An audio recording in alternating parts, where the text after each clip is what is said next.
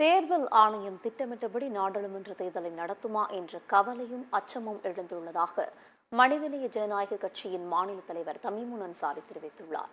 நிலையில் செய்தியாளர்களிடம் பேசிய அவர், நாட்டின் பலதரப்பட்ட மக்கள் நம்பிக்கையை இழந்திருக்கக்கூடிய நிலையில் பிரதமர் மோடி 400 தொகுதிகளில் வெற்றி பெறுவோம் என்று கூறியிருப்பது இவிஎம்கள் மீது மேலும் சந்தேகத்தை எழுப்பியுள்ளதாக தெரிவித்தார்.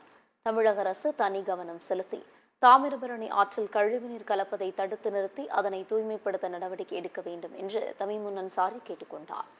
அடுத்த வாரம் சென்னையில் நடைபெறவுள்ள கட்சியின் தலைமை நிர்வாக குழு கூட்டத்தில் நாடாளுமன்ற தேர்தல் நிலைப்பாட்டை எடுக்க உள்ளதாக அவர் தெரிவித்தார். அதாவது தேர்தல் ஆணையம் தேர்தல் தேதி இப்ப அறிவிக்குமா இல்ல அதுவும் ஒத்திப்போமாங்கிற ஒரு கேள்வி இருந்துருக்கு.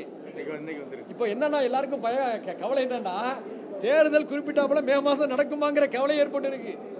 ஏற்கனவே ஜனநாயகத்தின் மீது பல்வேறு ஐயப்பாடுகள் எழுந்திருக்கு. ஜனநாயகம் நம்ம நாட்டில் இனிமேல் இருக்குமாங்கிற கேள்விலாம் எழுந்திருக்கக்கூடிய நிலையில எல்லாரும் பயந்துகிட்டே இருந்தாங்க. இனிமேல் நாட்டில் தேர்தலாம் நடக்குமா அப்படின்னு ஒரு கேள்வி இருந்துச்சு.